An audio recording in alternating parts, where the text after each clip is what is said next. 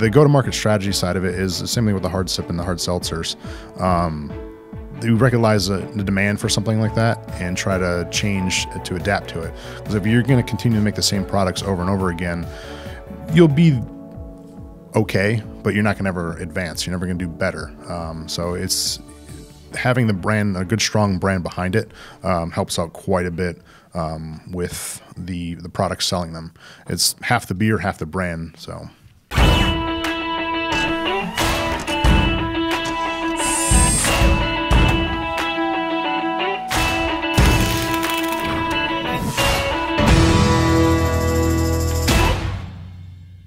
Just a quick reminder to check us out and follow us on LinkedIn so you're up to date on all our episode releases. Hey, it's Ari. Welcome to another episode of the Made in America podcast.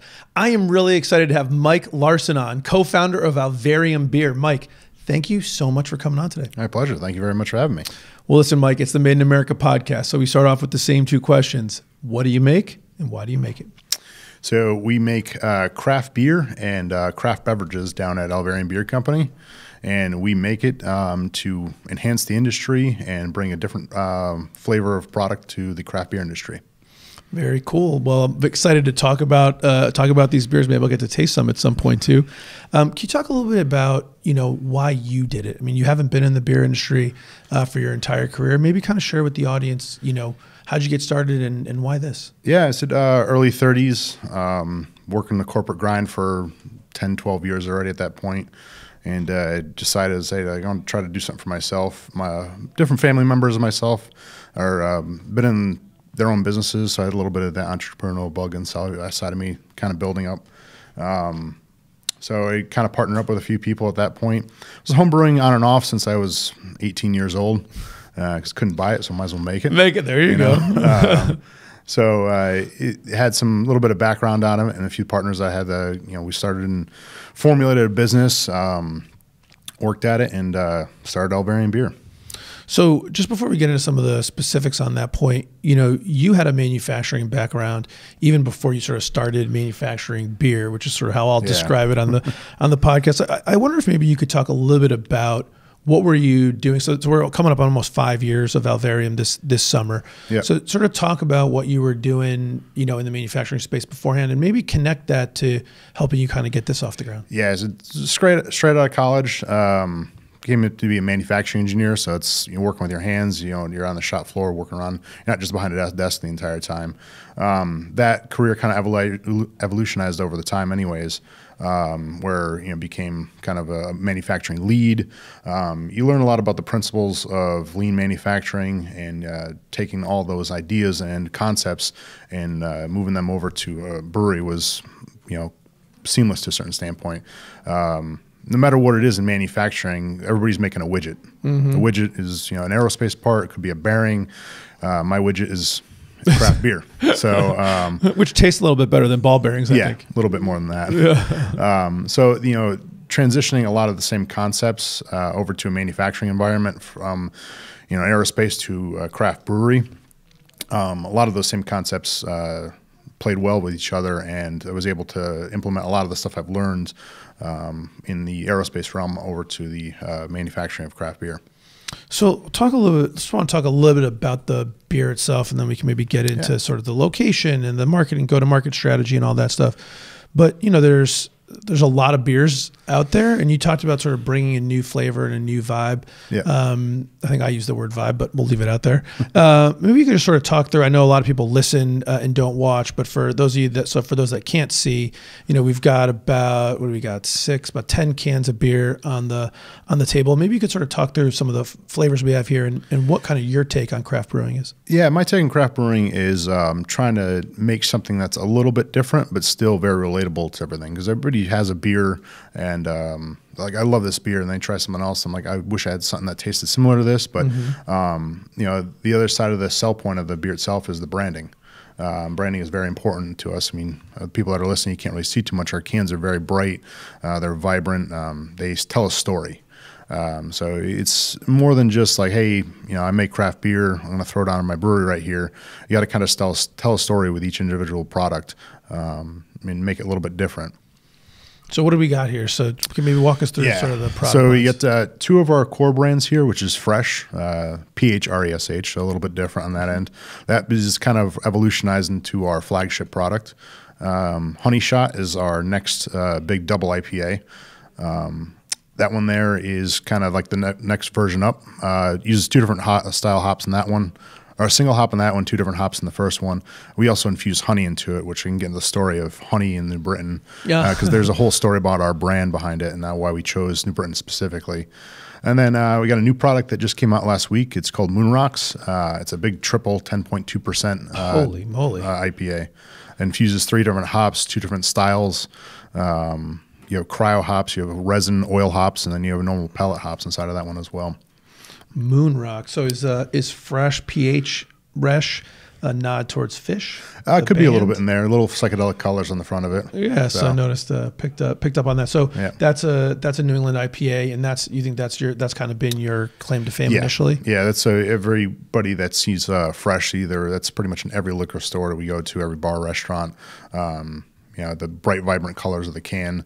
People even refer to it just the tie-dye can, when they see it on the shelf. So it kind of catches your eye quite a bit. But, we first started out that we didn't really have a flagship, and we kind of let the people decide what was going to be the beer, and that ended up being that beer over, time. Every time we brewed a batch of it, and then you got to brew another batch, right? We got to brew another batch because just people, gravitated towards that one the most. So that evolutionized into our flagship.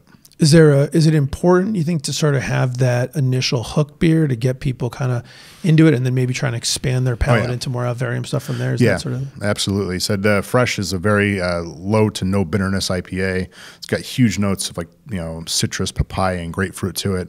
Very easy and approachable. We have some newer technology in our brewery to basically smooth that beer out completely. And it's a very approachable product for someone that's like trying to switching over from that big brand AB InBev, Miller Coors to a craft beer brand. So yeah, that's a little bit of a transition there. You think? A little bit, yeah. Flavor profile differential. Oh yeah, you're going from that light nothingness taste to something that has like huge notes of all these like tropical fruits to it. What do you generally hear from people about that sort of transition, folks that aren't used to sort of drinking? Because, you sort of hear people, afraid, I think, sometimes of trying to get into those IPAs. Oh, yeah. I can't handle an IPA. It's got too much alcohol, or it's like too much beer. How would you explain that to someone to give it a go? A lot of people that come up to us about craft beer and come and talk to us, it's like, oh yeah, I've been drinking this, for a long time. I don't like the hoppiness. And it's not so much the hoppiness, what they don't like the bitterness. Because, the evolution of IPAs over the past 20 years are been super bitter, and IPA was associated with bitterness. Are hops associated with bitterness, or that's just in people's minds? Oh, okay. Yeah, people think hop bitterness. The evolution of craft beer has changed over the past 10, 12 years, where we can use a mass amount of hops and have no bitterness. Really? Yeah, it's a process standpoint. I mean, the Haze IPA is kind of reigned king the past 5 years here. You see people say New England style. Yeah. There's a few breweries in Mass. It's debatable who actually started the Haze IPA, but there's a few people that fine-tuned it. And in the industry, once someone learns something, it's not really a big secret to some standpoint. Everybody figures it out right away.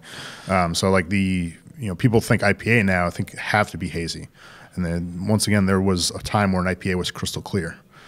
Yes. So is this a hazy IPA? Oh yeah, these are pretty much all hazy IPAs. And is whatever the process is that removes the bitterness, is that adds the haze?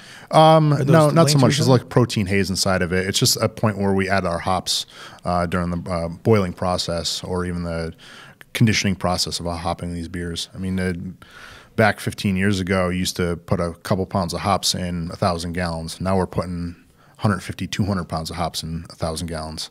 Whoa. So there's a big difference from the change of the conditional West Coast clear bitter style IPA, which is still a brand out there style, to the New England style, which a lot of people prefer nowadays.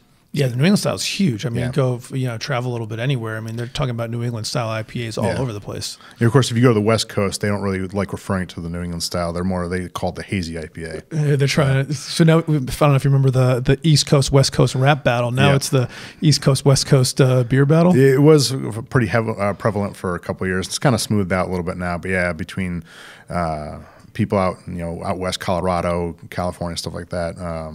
Kind of like, oh, we don't like New England's, they're all that hazy and hop profile and stuff like that. But it's kind of like everybody across the country now. If you don't make it hazy, like you're not really considered a craft brand sometimes. You got to have your own hazy IPA to be a full craft beer brand. If you look at, even look at Sam Adams, they're now making a hazy IPA. Right. Yeah. Well, when your name is Sam Adams and you don't have a New England style IPA, there's a problem, right? Yeah.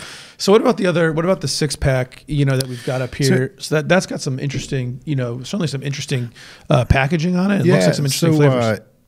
We had an initiative about a year and a half ago to evolutionize the business further, to go from a craft beer company to a craft beverage.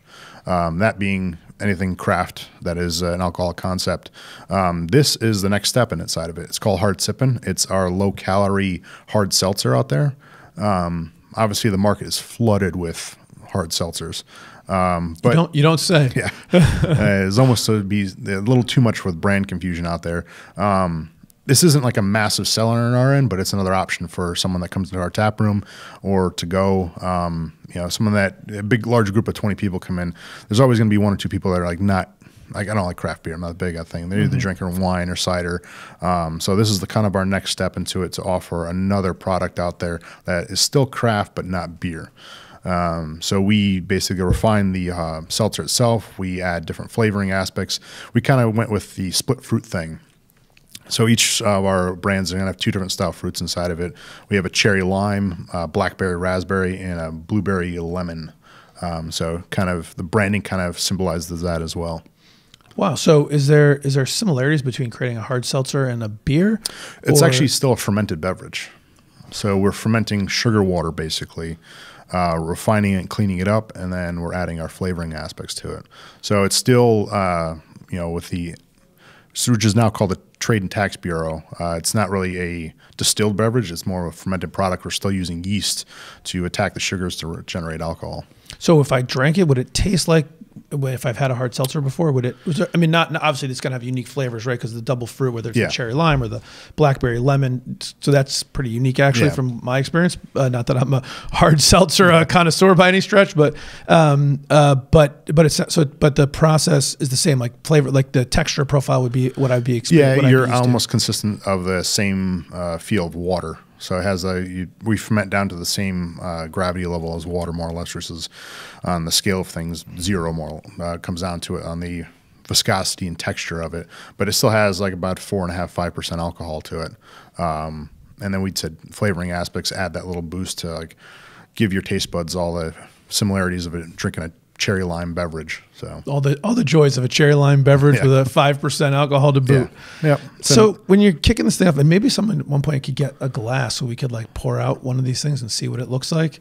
In terms, you mentioned the marketing being so important. Maybe you could talk a little bit about your marketing strategy. And I think there's a lot that audience could potentially learn from, like, someone who's had to kind of start from scratch and market in a crowded space. Not only a crowded space, by the way, there's a large number of craft breweries, but you also have to compete against, and you mentioned it, sort of like you've got the long stayed huge brands, whether it's Sam Adams or Budweiser or whatever. So talk a little bit about your go-to-market strategy and marketing approach. Yeah, the go-to-market strategy is very important to us, simply with the branding itself. Everything drives off social media these days, whether it be Facebook, Instagram, TikTok, all that other things. We stay prevalent with all those things on top of it. We work with a brand company down in New Haven called Box 8 Creative. We've worked with them for the past 4 years and kind of evolutionized our brand. We're manufacturers. We're not people that are into branding. So we're relying on a third-party company to help us out with that, and they've done an excellent job so far. But the go-to-market strategy side of it is the same thing with the hard sip and the hard seltzers. We recognize the demand for something like that and try to change to adapt to it. Because if you're going to continue to make the same products over and over again, you'll be okay, but you're not going to ever advance. You're never going to do better. So it's having the brand, a good strong brand behind it, helps out quite a bit with the products selling them. It's half the beer, half the brand. So. Yeah, I gotcha. And so when you're thinking about like the branding, sounds like you're thinking a little bit about the can. How much do you think about the product inside the can? How do you like kind of put that all together? Yeah, I mean, the product inside the can is extremely important to us. We do a lot of testing as for product quality. The breweries that invest in the equipment to secure the quality inside the can shows. I mean, it's we run a thing called a C-Box, which is made by a company called Anton Par, and it detects down to the part per billion of oxygen that's inside the can. So we're actually able to take a sample pull it out of the can. It pierces it with a needle and actually pressurizes and pushes the product out. And we're able to get the carbonation within 0.01 of a certain volume of carbonation. We can check the oxygen down there. We run gravity checks on the beer as it's fermenting on a daily basis. We use different pieces of technology for that. And then we're one of, I think, 6 breweries in the state right now running a German-made centrifuge. What? So we're actually centrifuging all this product. We're able to remove the yeast and like a lot of the particulates that we don't want out of the product and pass through high quality craft beer at the end. So that adds a little more shelf stability to the product and a lot more consistency to the product as well. So you're really putting a little bit of your a lot of your manufacturing know-how to good use here? Oh yeah. Yeah. It's a lot of temperature differences inside the product itself. So we run a pretty advanced glycol system that controls all the fermentation temperatures. The brew house itself that we actually extract the material out of there is all basically run off an iPad with a lot of automation behind it. Kind of eliminates some of the human error aspects to it and gives a lot better consistency, because what we want at the end of the day is if someone picks up that fresh and they love it, it's an amazing beer. They might come back 2 weeks later and have that beer at a restaurant. Now, the difference in the can and the restaurant, I want the product to be the same no matter where you have it.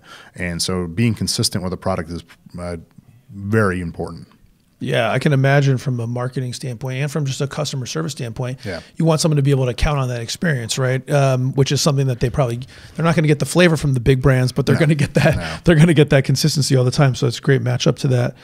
You said something about the honey shot and sort of how that went back to sort of the bees and the beer and the start of the business. And I know you're wearing an Alvarium shirt, which has a what do you call that? Like a beehive on it. Yeah. Maybe you could kind of talk through that. Yeah, absolutely. It said. I mentioned going back into the story. A lot of people, they said, they're homebrewing beers or they want to, start their own beverage brand. They're just like, I want to pick a place and put my brewery down here. We had the same aspect too, but we wanted to kind of tie the brand into the location. We picked New Britain for a couple different aspects. We didn't want to just be New Britain Brewing Company. New Britain had an amazing story behind it, an amazing culture. It used to be a giant manufacturing company or manufacturing town. You had Stanley Works back in the day, Fafner Bearing. I mean, there was 70, 80, almost maybe even close to 90,000 people living, working, and kind of revolving around the city of New Britain back late 50s, early 60s, 70s, when manufacturing was still on shore here a lot. I mean, people were making everything from every bolt and screw to the entire finished product in-house, in Connecticut here. So New Britain had a motto. I cannot say it in Latin. I have no idea what it means. I know what it means, but I don't know how to say it in Latin. But it's called industry fills the hive and enjoys the honey. Oh. So it was kind of keyed as the industrial city of Connecticut, the hardware city. Hardware city. Yep. So the whole motto behind the city was people lived, worked, and revolved around the city. It was referred to as the Beehive City. Obviously, a lot of those things kind of dissipated over time, but we took that and tried to tear off of that. Going into the branding side of it, when you have a name that you want to, especially you want to sell your alcohol or any beverage or product across state lines, you need a trademark against it. So finding a brewery name that hasn't been already taken with a bar, restaurant, another craft beer brand, liquor, anything in the market is extremely difficult. Yeah. So we kind of formulated this thing over a couple-month period. And Alvarium kind of sounds a weird name, but it ties in perfectly because it's a Latin name for beehive. So that kind of ties the whole story together. That Alvarium, Latin word for beehive, ties in the city itself, kind of gives a little nod to the city's history. Mayor itself loved it. She's a big supporter of ours. Kind of tied into his city's history and branding, and gave us a unique name that we could trademark, that we own, that we can now go across state lines if we choose to get big enough to go that standpoint. So kind of wraps full circle here with branding, city, business, everything. Man, it just goes into the whole idea that, a lot of times people don't realize how much thought kind of can go into something and getting stuff off the ground. And it's just always so fascinating to me to talk to people because, for example, just talking about beer, I don't know that anyone would have looked at this and realized how much thought had gone into not even just the name, but the product and the technology and the know-how and the background and all that stuff. That's really cool. And I understand, and by the way, while you were talking, you saw me kind of pour out a little bit of the fresh. That is hazy. Yep. That is a hazy. Yep, that's your standard New England IPA.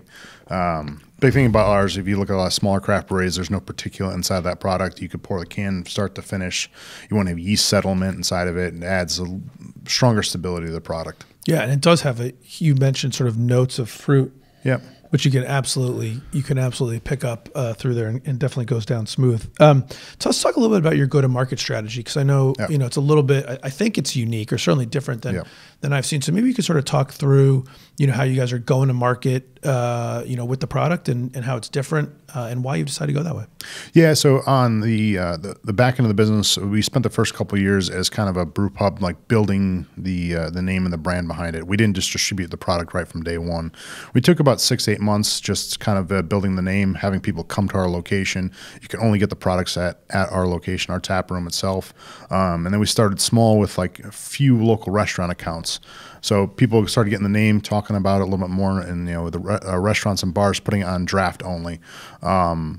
It started with that for about a year or so, and then we evolutionized and instead of actually, there's a canning service that you can come in and have a company that brings their equipment in and cans the product. So you'd have the big vats that make the beer, but they would come in with a canning line and just do the canning for you. Having the engineering background, I started running a lot of the ROIs and the numbers against it. And I'm like, well, we could just buy our own machine and pay it off within like 7 months. So I was like, all right, well, I guess we're starting to can beer now. But to evolutionize your brand itself or to take the next steps forward, you need to have that product in a 16 ounce or 12 ounce vessel. That's kind of like the standard nowadays. The ways of the bottle kind of are behind us. The cans are fully recyclable, which is important nowadays. Cans are fully back, baby. Yeah. So it's in a big stigma from the environment itself, or the can itself. People think, oh, you get that aluminum taste. They're actually coated with a BPA-free liner on the inside, the lid and the can itself. So there's no liquid ever touching the aluminum. So it's a big point that we try to explain to people as people are buying these cans. And now pretty much a majority of the product, almost like I want to say 75-80% of the product we package for out-of-house sales are going into cans. Draft is fluctuating because of all the environments of COVID and everything that's going on nowadays. So, people are still buying cans and taking the product home and drinking them. So, and then the rest of the go-to-market strategy side of it is, pushing the brand itself more and more. Beer fests, tasting events, getting the name out more and more. I mean, we've been around for 5 years, and I still run into people at festivals that have never heard of us before. There's 120 breweries in the state right now, and trying to stay relevant and everything, and making unique, weird products, pushing the boundaries of what is called craft beer. We ride that line a lot of times. We make a fruited sour now. We don't really distribute the product. It's more of an in-house to try to get people to come inside of it. We blend vanilla, graham cracker, different types of fruits, cream cheese powder. What? It basically makes, we call it the Crumble series. It's like basically a fruit cheesecake beer. It's one of those things of pushing the limits of trying what you could find. Yeah, man. We just released one before Christmas called Sugar Plums. It's a plum fruited sour with edible glitter in it. So when you pour in a glass, it just sparkles. Really? Almost like, what was that like old thing that had gold in it? Goldschlager? Yeah, Goldschlager. Kind of like that a little very bit? similar to that product. So, man, you are really kind of pushing the limits of some unique approaches here. Yeah, there's some weird things that are going on out there. I mean, one of our core kind of specialty products that we only have in-house, again, you'll find it in some draft accounts here and there, is a beer called Cluster Nutter. It's a salted peanut butter cup porter. Salted, what's it called? Cluster Nutter. Cluster Nutter. Yeah. And it's a salted peanut butter porter? Yep. So it tastes like a Reese's cup. Really? Yeah. We were just releasing it later on this week. We release it once a year. It's a bourbon barrel aged version of that. So we actually age the beer and use bourbon barrels for almost a year to pull that oaky bourbon flavor off it. And then we infuse it with the peanut butter and the chocolate and everything. So these are the mainstays of what the craft beer is and what people see. And then you start digging a little deeper into the brand. And you start seeing all these weird specialty stuff. And like, well, I've never had that before. I want to try that. So that's where we kind of hook people in a little bit more and more about the brand. That's pretty cool. And when you guys go out, I know that typically in the kind of there's a distribution model. Some of the craft beers through their tap room have kind of done a little bit of direct to consumer, through the tap room. How are you guys kind of getting the product out to the market? So right now we believe we are the largest 100% self-distributor in Connecticut. So we sell the product directly to liquor stores, restaurants, bars, all that stuff. We have 2 full-time sales reps in-house. We have a whole delivery system. We have our own vehicles that move things around. We have our own storage system, our own AR processing. We're kind of like operating as a mini distributor to begin with. And it's worked out pretty well for us because a big part of our brand and our profile is to keep the beer as fresh as possible. And we want that beer to rotate within the store itself. So you're not picking up a can that's been sitting there for 5 months. So our brand reps are out there doing that type of stuff and keep an eye on all that things. We're also going to like a liquor store that has a wide variety of cans. We only distribute about 3 cases per SKU. So each 3 cases per product to any given store. That ensures that they keep the beer fresh as possible. So you pick up one of those fresh cans on the bottom, the date is within a month on side of there. It's been packaged. Keeps the beer rotating as well. It keeps new brands in process, keeps the cores rotating. And it helps us control the product a little bit more. On the craft beer side of it, it's very important to keep this product cold, especially when it's sitting there. So we have good agreements with all of our retailers themselves to store the product cold. 98% of the time out there, you'll walk in to see an Alvarium product, it's going to be inside a refrigerator. So that ensures a better shelf stability, a better quality product when you go to pick that thing up and pour it into a glass. Is that a challenge from a growth perspective to sort of have, because I'm sure that cooler space when it comes to retail's got to be tough to come by. It is very tough to come by. And then said our reps are out there doing a great job to hold that stuff inside of there. And if that liquor store really wants to carry our product, that's some of our terms you're going to have to agree to. And we've done an excellent job on it. Stepping back one side of it, that's where our centrifuge comes into play. We just put that in process about 4 or 5 months ago. That's going to ensure a better quality for stability side of it. So if it does end up warm on a shelf, we do miss it, or the product tends to be that person's store is. He said our beer moves better on the shelf over there. It'll end up being It'll hold it better. It'll hold it better. Yeah, on the so, side. Given the fact that you guys are doing so much in terms of equipment, clearly in terms of kind of being creative, you got a branding company, you're doing creative different things with the flavors, you got the hard seltzers. Like, is the price point of the beer higher than I would see in other craft beers? We try to hold steady really good on the price. A fresh retails for $15.99 on a 4-pack, and that's about average nowadays. Like anything else in the past 6 to 8 months from this world, supply chain is always a critical part that is all over the place these days. Raw material prices are constantly increasing, price of fuel, insurance, all that stuff. And it's hitting small businesses harder and harder. We are still going to try to be committed to hold on to that price as much as possible. Having that technology inside of it, having the centrifuge, there's some other benefits. We can talk a little bit more about the centrifuge itself because it actually increases yields on the beer itself.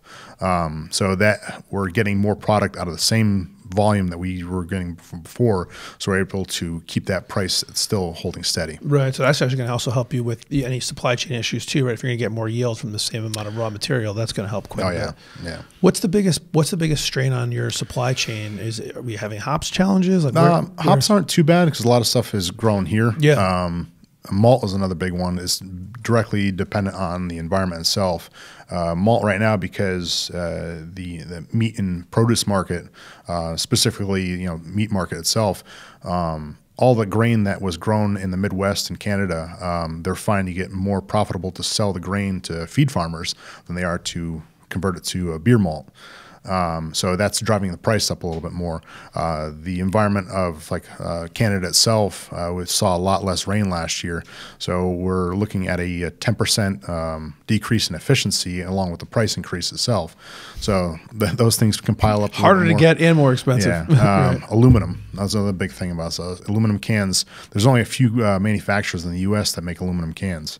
Obviously, because of the whole COVID situation that went on, everybody is moving towards aluminum. Big manufacturers, Pepsi, Coke, those we're still dealing with the same people to try to get our aluminum cans for. So that's been a challenge itself for the past couple of years. Even when COVID happened, it was a year and a half ago now, 2 years, they shut down all premise systems. So the only way for a lot of craft breweries to survive is to move everything to aluminum. So that aspect there was a big challenge to us. Instead of what? To sell beer on site on draft. Oh, I see what you're saying. Yeah. Right, because you tap rooms closed. Yep. It's hard to have people come in selling on draft. They need, even if they can come to the tap room, they got to take it to go. You need the cans. You need the cans. I was in my mind was thinking is there another metal we were using for cans? But just you need more cans to move the beer. More cans, and instead the big suppliers out there, Monster Energies and all those guys, they were still using the same 16-ounce format. There's even been some rumblings in the industry now that a lot of the water suppliers are going to start moving away from plastic bottles and going towards aluminum, which is going to present some other bigger challenges if that actually happens. How's your, we talked about the supply chain issues, but just thinking about kind of the broader context of manufacturing, we always hear about workforce challenges. And so I just wonder kind of how you guys are doing on the workforce side. I know you're about 25, 30 folks there. Yep. So, what have been the workforce challenges? Do you find that kind of people, a lot of times people are looking to do something different? Is this something different? So you maybe have people more interested in doing this? There is a little bit of difference to this thing. It's a little more fun aspect because we're still making craft beer. But at the end of the day, it's still a manufacturing environment. You're still making that widget. There's a lot of manual process that goes into this, a lot of extreme heats between 180 degree cleaning cycles, and then the mash coming out at 160 degrees, and then you're moving the product outside, going to a warehouse. It's you're back and forth, a lot of stuff, working with water quite a bit. The challenges for the workforce side of it, we've tried to change the culture a little bit more. Meaning that you come to an environment like us and work for us, it's not going to be like a day-to-day job. We try to make things a little bit different, so it's not the same rut that you normally get into every day. Our packaging guys are packaging different products every day. I mean, coming off the line, different style brands, or sampling certain things. We try to check everything before we put it in the product. We 100%. So everybody's sampling something in the morning, like, this is good. Hey, like, we got to team together and check and make sure the product is good coming off. Same on the brewing side. Instead of big breweries out there are making the same beer over and over again, where we built a different style brew system to do versatility and volume. So obviously we make a lot of volume of fresh, but then we go on the versatility side and make something weird like that cream cheese beer. But we also do some traditional style products. The guys just brewed a beer called a Bock beer. So it's a traditional German lager. It's hard to weird to say. Dark German lager. Yeah, the Bock beers. Bock beers. So, which is kind of a cool side of ours. We revived a brand that was in New Britain that closed in the 50s. So it's brand diversity to a certain standpoint. Oh, that's cool. There's a brewery called Cremo Brewing Company. It was actually almost 4 properties down from ours that we revived that name itself. We kind of brew a couple of traditional beers off of that aspect, which is the dark German lager. What sort of like drives you, with the different challenges you got going? Small businesses aren't easy, differentiating yourself. Like, what kind of drives you? What gives you the passion to get up every day and just keep after it? It's the challenge of pushing it further and further. It's like, what else can we do with this thing to advance it further? We're looking into roasting our own coffee right now.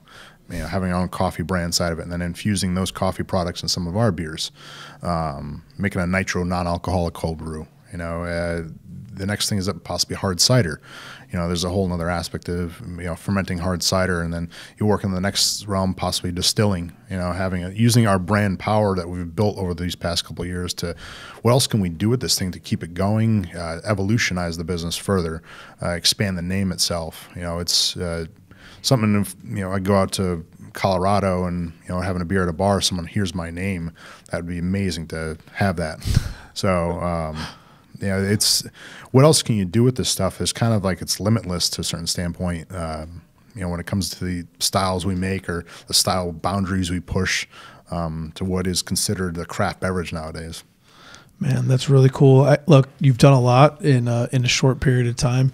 Clearly have the passion to take it to the next level. I'm excited to see where it goes. And I think what's really been interesting, kind of picked up the different pieces as we talked, is just clearly how your expertise and experience in manufacturing has sort of found. You talked about ROI of the can line. We talked about the centrifuge. Yep. Different things. It's pretty cool. I'm looking forward to seeing how it evolves. Tap room open right now? Tap room's open. We open Wednesday through Sunday. Wednesday through Sunday. Where is it? New Britain. You want to give us an address so people that are listening, if they want to go see it? 365 John Downey Drive in New Britain. There you go, 365 John Downey Drive. You can look it up, Alvarium Beer Company. Beercompany.com. Is that the? Yep, alvariumbeer.com. I was just going to say, I thought it was alvariumbeer.com. Yeah, really cool. Listen, Mike, I'm going to move us to a rapid fire round of questions, then we'll wrap it up. You ready, buddy? Absolutely. All right, here we go. Red Sox or Yankees? We're going to Red Sox. There we go. Starbucks or Dunkin'? New England guy here, going to be Dunkin'. When you take time off, no COVID, staycation or exotic destination? Key West. That's kind of my gig. Really? Yep. Man, pre-show we were talking all about your snowboarding passion, but Key West is the joint. You can only take so much of the cold weather. There you go. iPhone or Android? iPhone. Sports car or SUV? Classic car. Classic car. Oh, I like that. Do you have a favorite business book? That is a tough one. I do not. All right. I read a lot of things all over the internet and a lot of publications. But no favorite book. Good enough. I mean, not like author side of it, but like, craft beer and brewing is in the magazine. You see what's going on in the industry, but that's one I'll pay attention to quite a bit. There you go. If you had to do something other than be the co-founder of Alvarium Beer Company, it could be anything in the whole wide world, what would you do? Work for SpaceX. Really? Yeah, I had a job offer from them and turned it down. That was like a pivotal point in the career. I was like doing something that's different that kind of changes things a little bit. There you go. What's one thing that you learned early in your career or early in your life that you think's helped propel you to the success that you've had? Work harder than the last guy. What's something that you learned later in life, Mike, that if you could go back and tell young Mike and he'd listen to you, you think have a real positive impact on his life? Take the risk earlier on. Good. That's the big thing is like you get stable in a career and a job and you're like, oh, I don't know if it's worth the risk. I don't know if it's worth the risk. It's easier to take the risk when you're younger and learn from it, and you can always fall back on something else. I took the risk a little bit later, but it's panning out. Yeah, man. Always time to recover. No question about it. Mike, it has been an absolute pleasure having you on. Thank you for coming on, sharing the story of Alvarium, your background, and thanks for bringing the beer. Absolutely. Nice being here. Made in America with Ari Santiago is brought to you by CompassMSP. Thanks for listening and spending some time with me today. My goal is to help build a strong manufacturing community, and it would be impossible to do without all of you.